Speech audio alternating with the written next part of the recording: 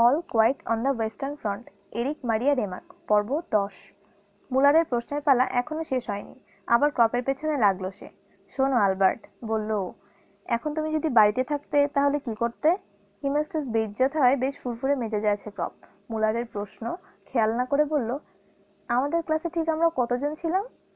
হিসেব করে দেখলাম আমরা 20 জনের মধ্যে 7 জন মরে গেছে, 4 জন আহত, একজন পাগলা গারদে, তাতে 12 জন হলো।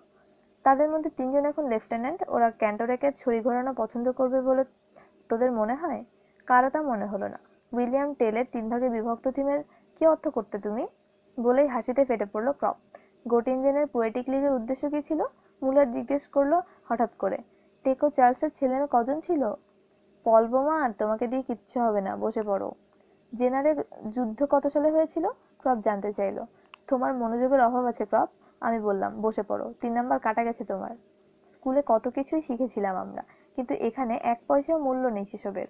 ওখানে কেউ আমাদের শেখায়নি বৃষ্টির মধ্যে কিভাবে সিগারেট ধরাতে হয়, ভেজা কাঠে কিভাবে আগুন ধরাতে হয়, কিংবা এটাও শেখায়নি বেয়োনেট চার্জ করতে হলে বুকের চেয়ে পেটই উত্তম জায়গা, কেননা বুকে চার্জ করতে গেলে বেয়োনেট হাড়ে বাধা পেয়ে আটকে যেতে পারে, পেটের ক্ষেত্রে সে ভয় থাকে না। এসব আমরা এখানে শিখেছি, এগুলোই এখানকার জন্য উপযুক্ত বিদ্যা। কি লাভ হলো? মুলার চিন্তিত গলায় বলল, আবার তো ফিরে গিয়ে সেই কাজ শুরু করতে হবে। আমার তা মনে হলো না। আমাদের হয়তো স্পেশাল পরীক্ষা দিতে হবে, সেই জন্য প্রস্তুতির প্রয়োজন আছে।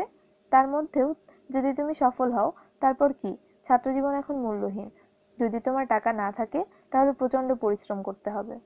তবু কিছুটা ভালো, কিন্তু আসলে এসবই ফালতু, ওরা যা শিখিয়েছে। ক্রপ সমর্থন জানালো আমাকে। একজন মানুষ সবকিছু কিভাবে গুরুত্বের সঙ্গে নেবে এখান থেকে যখন বেরিয়ে যেতে হবে। তারপরও একটা পেশা তো বেছে নিতে হবে তোমাকে, মুলার বলল ক্যান্টরেকের অনুকরণে। আলবার্ট ছুরির ডগা দিয়ে খুঁচিয়ে খুঁচিয়ে নখের মালা সাফ করছে। কাজটার প্রতি তার নিষ্ঠা দেখে আমরা সবাই অবাক হলাম। আসলে কি এক গভীর ভাবনায় ডুবে আছে সে। ছুরি রেখে আবার শুরু করলো। সে তো বটেই। কাট, ডেটারিং আর হাই নিজেদের পেশায় ফিরে যাবে, কেননা ওদের একটা পেশা আছে। হিমেস্টাসেরও আছে, কিন্তু আমাদের নেই। আমরা এখান থেকে ফিরে কিভাবে সেই জীবনে অভ্যস্ত হব? ইশারায় যুদ্ধক্ষেত্র বোঝাতে চাইল। আমাদের রোজগারের উপায় বের করতে হবে, আমি বললাম। তারপর বনে গিয়ে বাস করতে পারবো। অবশ্য এমন একটা অসম্ভব ভাবনা প্রকাশ করে বসায় লজ্জাও পেলাম। কিন্তু আমরা ফিরে গেলে আসলে কি ঘটবে? মুলার বলল। তার চেহারায় অস্বস্তি ফুটে আছে। আলবার্ট কাঁধ ঝাঁকালো। জানি না, আগে যাই, তারপর দেখা যাবে। আমরা সবাই যেন পথহারা পথিক। কি করব আমরা? আমি জিজ্ঞেস করলাম। আমি কিছু করতে চাই না, ক্রপ বলল ক্লান্ত গলায়। একদিন না একদিন তুমি মরে যাবে, কাজে কি আসবে যাবে? আমার মনে হয় না আমরা কোনোদিন দেশে ফিরে যেতে পারবো। আমি যখন বিষয়টা নিয়ে চিন্তা করি আলবার্ট, ঘাসের উপর শুয়ে পড়ে বললাম আমি, যখন শান্তির সময় কথাটা শুনি তখন চিন্তাটা মাথায় গেড়ে বসে। তখন ভাবি, সেই সময় যদি সত্যি সত্যি আসে, তখন আমি অকল্পনীয় একটা কিছু করব। কিন্তু সেটা যে কি বুঝে উঠতে পারি না। আমি শুধু জানি পেশা, লেখাপড়া, বেতন ইত্যাদি, কিন্তু চিন্তা আমাকে অসুস্থ করে তোলে। এসব অতীতেও আমার কাছে বিরক্তিকর ছিল, এখনো তাই আছে। আমি সামনে কিছুই দেখতে পাই না। সবকিছুই আমার বিভ্রান্তিকর, হতাশাজনক লাগলো। ক্রপ বুঝলো ব্যাপারটা। আমাদের সবার জন্য বিষয়টা কঠিন হবে, কিন্তু বাড়িতে এ নিয়ে কাউকে চিন্তিত মনে হয় না। এখানকার এসব স্মৃতি মোজার মতো খুলে ফেলা যাবে না। আমার মনে আমরা মনে মনে স্বীকার করে নিলাম যে আমাদের সবার জন্যই বিষয়টা একরকম। শুধু এখানকার আমাদের জন্য নয়, সবখানের, আমাদের বয়সী সবার জন্য। কারো বেশি, কারো কম। আমাদের প্রজন্মের এটাই অমোচনীয় ললাট লিখন। আলবার্ট বলল, যুদ্ধ আমাদের সবকিছু শেষ করে দিয়েছে। ও ঠিকই বলেছে। এখন আমরা কেউ তরুণ নই। আমরা এখন আর দুনিয়া কবজা করতে চাই না, আমরা পালাচ্ছি। নিজেদের কাছ থেকে পালিয়ে বাঁচতে চাইছি, নিজেদের জীবন থেকে। যুদ্ধের প্রথম বোমা, প্রথম বিস্ফোরণ ঘটেছে আমার হৃৎপিণ্ডের মধ্যে। আমরা কর্মক্ষমতা থেকে, জীবনের সংগ্রাম থেকে, অগ্রগতি থেকে বিচ্ছিন্ন হয়ে পড়েছি। ওসবে আর আমাদের আস্থা নেই। আমরা কেবল যুদ্ধে বিশ্বাস করি। বিকেলবেলা কর্তাদের তরফ থেকে ডাক এলো। সবাই একজোট হয়ে গিয়ে দেখি কর্পোরাল হিমেলস্টস, লেফটেন্যান্ট বার্টিং আর আরো কয়েকজন আমাদের অপেক্ষায় বসে আছে। লিলিপুট কর্পোরালের গোফের নিচে হাসির আভাস ফুটলো আমাদের দেখে। যাদেন কোথায়? সার্জেন্ট বলল। আমরা জানি না সে কোথায়। কর্পোরাল ক্রুদ্ধ চোখে আমাদের দেখলো। খুব ভালোই জানো তোমরা, কিন্তু বলবে না, সেটাই হলো আসল। বলে ফেলো। মোটা সার্জেন্ট মেজর এদিক ওদিক তাকালো যাদেনের খোঁজে, নেই সে। এবার অন্য পথ ধরলো মোটকু। যাদেন 10 মিনিটের মধ্যে এই রুমে রিপোর্ট করবে। ক্রপ নিচু কণ্ঠে বলল, আমি ভাবছি পরের বার আমরা যখন কাঁটাতারের বেড়া বসাতে যাব তখন আস্ত একটা কাঁটাতারের বান্ডিল কর্পোরালের পায়ের ওপর ফেলবো। গায়ে শুধু বিষ্ঠা ঢেলে কোনো লাভ নেই। মুলার হাসলো।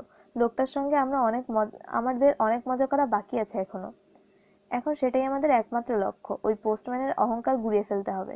আমি হাটে ফিরে গিয়ে জাদেনকে অবস্থাটা বোঝালাম। সঙ্গে সঙ্গে উধাও হয়ে গেল সে। আমরা আগের জায়গায় ফিরে এসে তাস খেলতে শুরু করলাম। আধা ঘন্টা পর হিমেস্টাস আবার হাজির। আমরা কেউ পাত্তা দিলাম না ব্যাটাকে। লোকটা জানতে চাইলো জাদেন কোথায়। আমরা কাঁধ ঝাঁকালাম। তাহলে ওকে খুঁজে বের করো তোমরা, জোর দিয়ে বলল লোকটা। এখনো খুঁজতে যাওনি? ক্রপ ঘাসের উপর চিত হয়ে শুয়ে পড়ল। এরকম যুদ্ধক্ষেত্রের আগে কখনো আসা হয়েছে? তা জেনে তোমার কাজ নেই, খেকে উঠল লোকটা। আমি প্রশ্নের জবাব চাই। বেশ। উঠে দাঁড়ালো ক্রপ।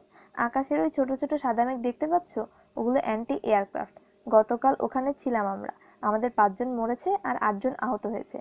সেটা অবশ্য কিছুই না। পরের বার তুমি যখন আমাদের সঙ্গে যাবে, আমাদের মধ্য থেকে যারা মরবে তারা তোমার সামনে এসে হিল ঠুকে দাঁড়াবে, জিজ্ঞেস করবে, মে আই গো প্লিজ? আমি মৃত্যুর মুখে লাফিয়ে পড়তে পারি প্লিজ? আপনার মতো একজনের জন্য দীর্ঘদিন থেকে অপেক্ষায় ছিলাম আমরা। কথা শেষ করে বসে পড়ল ক্রপ। হিমেস্টাস যেদিক থেকে এসেছিল সেদিকে গায়েব হয়ে গেল ধূমকেতুর মতো। 3 দিনের হাজত, অনুমান করলো কাঠ। ও আবার এলে আমি ওর উড়ে যাওয়ার ব্যবস্থা করব, আমি বললাম। কিন্তু সে আর এলো না। সন্ধ্যায় আটদালি রুমে বিচার বসলো। লেফটেন্যান্ট বার্টিং আমাদের একে একে ভেতরে ডাকলো। ঘটনার প্রত্যক্ষদর্শী হিসেবে আমাকে ডাকা হলো সবার আগে, এবং জাদেনের অবাধ্যতার পুরো ঘটনা খুলে বলার নির্দেশ দেওয়া হলো। জাদেনের বিছানা ভেজানো এবং তার প্রতিকার হিসেবে হিমেস্টাসের ওষুধ, এই বিষয়টা বেশ প্রভাবিত করলো লেফটেন্যান্টকে। তারপর বললাম আজকের ঘটনা। হিমেস্টাসকে তলব করে তার সামনে আরেকবার আমার ব্যাখ্যা শুনতে চাওয়া হলো। আমি বললাম, কথাটা সত্যি? হিমেস্টাসকে জিজ্ঞেস করলো লেফটেন্যান্ট। প্রথমে বিষয়টা এড়িয়ে যাওয়ার চেষ্টা করলো কর্পোরাল, কিন্তু শেষ পর্যন্ত স্বীকার করতে বাধ্য হলো। এরপর আলবার্ট ক্রপও একই কাহিনী বয়ান করলো। এত কিছু ঘটে গেছে, আমাকে জানানো হয়নি কেন? জিজ্ঞেস করলো বার্টিং। আমরা চুপ করে থাকলাম। সে নিজেও জানে আর্মিতে এ ধরনের অভিযোগ জানালে কি ফল হয়। লেফটেন্যান্ট নিজেও বুঝলো বিষয়টা। হিমেস্টাসকে ডেকে লম্বা ভাষণ দিল সে। লোকটাকে ভালো করে বুঝিয়ে দিল এটা প্যারেড গ্রাউন্ড নয়। এরপর জাদেনের উদ্দেশ্যে আরেকবার লম্বা চড়া ভাষণ শেষে 3 দিনের ওপেন অ্যারেস্ট সাজা দেয়া হলো তাকে। ক্রপকে দেওয়া হলো 1 দিনের ওপেন অ্যারেস্ট সাজা। তার উদ্দেশ্যে চোখ টিপল লেফটেন্যান্ট। আমি নিরুপায়, সাজা না দিয়ে উপায় নেই। ওপেন অ্যারেস্ট আসলে কোনো বিষয় নয়। এখানকার হাজতটা একসময় মুরগির ঘর ছিল। আমরা ইচ্ছে হলেই ওদের দেখতে যেতে পারবো। ক্লোজ অ্যারেস্ট হলে পুরোদস্তুর হাজতে থাকতে হতো। এরকম ক্ষেত্রে আগে আমাদের গাছের সঙ্গে বেঁধে রাখা হতো, কিন্তু সে নিয়ম আজকাল আর নেই। এখন অনেক ব্যাপারে আমাদের সঙ্গে মানুষের মতোই আচরণ করা হয়। 1 ঘন্টা পর 2 বন্দী জাদেন আর কাঠের সঙ্গে দেখা করতে গেলাম আমরা। ওরা তারের তৈরি নেটের ওপাশে বসা। জাদেন কর্কশ কা কা ডাক ছেড়ে অভ্যর্থনা জানালো আমাদের। তারপর অনেক রাত পর্যন্ত তাস খেললাম আমরা। জাদেনই জিতল শেষ পর্যন্ত। তারপর ক্যাম্পে ফিরে এলাম। ক্যাম্পে আমি আর কাঠ ছাড়া কেউ নেই। কাঠ জিজ্ঞেস করলো, রাজহাঁসের রোস্ট কেমন লাগে? কথাটা কানে যাওয়া মাত্র জিভে পানি এসে গেল। একটা ঢোক গিলে কোনো মতে বললাম, খুব ভালো লাগে, খুব ভালো লাগে। চলো তাহলে আয়োজন করা যায়। একটা মাউন্টেন ওয়াগনে উঠে পড়লাম আমরা। গাড়ি ভাড়া বাবদ ড্রাইভারকে 2টো সিগারেট দিতে হলো। কার জায়গাটা ভালো করে চিনে রেখেছে। ওটা রেজিমেন্টাল হেডকোয়ার্টার্সের একটা শেড। দেয়ালের ওপাশেই সেটার আউট হাউস। দেয়ালটা টপকালেই শেড। ছিটকিনির সাহায্যে এক পাল্লায় ঝাঁপ লাগানো যায় থাকে।